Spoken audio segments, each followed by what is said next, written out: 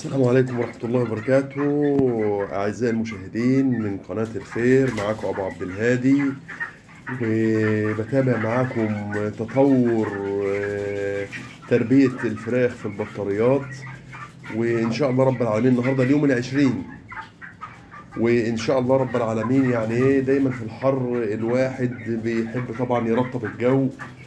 والنهارده درجات الحرارة بره عاملة 41، وعندي في قلب المكان ما شاء الله ولا حول ولا قوة إلا بالله عاملة مثلا حوالي 9 بانت عاملة 29. ودي درجة ممتازة بفضل الله. هي العلامة الحمراء ناحيتها بال30 اهي. فده مهم جدا في ترطيب المكان. ودايما على طول لما بقى الاقي الفراخ بتلحلح كده زي ما بيقولوا، زي ما قلت لحضراتكم قبل كده في حلقات سابقه، بالبخاخه حاطط فيها هي 2 لتر، بحط عليها شويه زيت نعناع، وببدا اعمل كده زي ما انتم شايفين كده اهوت، واخدين بالكم سليمه على الطائر ذات نفسه.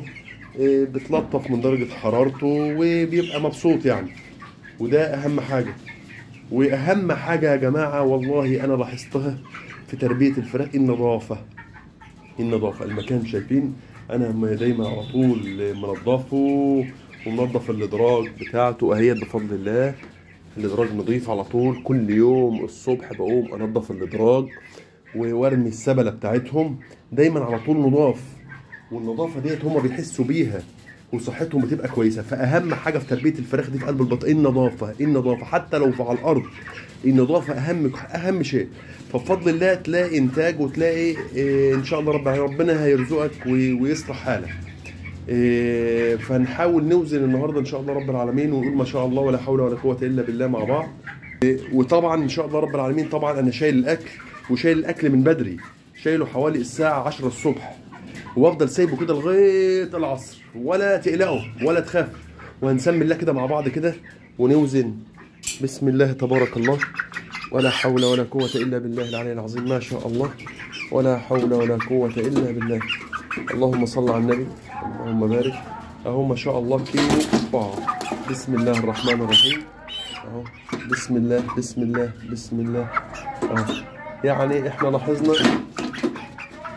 اقف، اثبت اثبت اثبت اثبت. هو هايل طبعا. المهم ان شاء الله هو كيلو 70 جرام. عمره النهارده 20 يوم ما شاء الله ولا حول ولا قوة الا بالله. ربنا يبارك للجميع.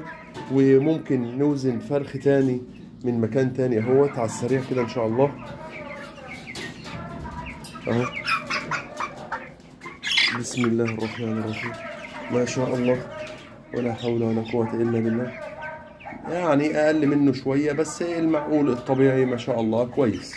فكده اليوم ال20 يا جماعة ان شاء الله رب العالمين، والاوزان معقولة. وبنتمنى للجميع التوفيق في التربية في قلب البطاريات، لان بصراحة ما شاء الله تبارك الله نظافة، وتلاقي فرخ طالع صحته كويسة. واتمنى التوفيق للجميع. كان معاكم ابو عبد الهادي من قناة الخير، والسلام عليكم ورحمة الله وبركاته.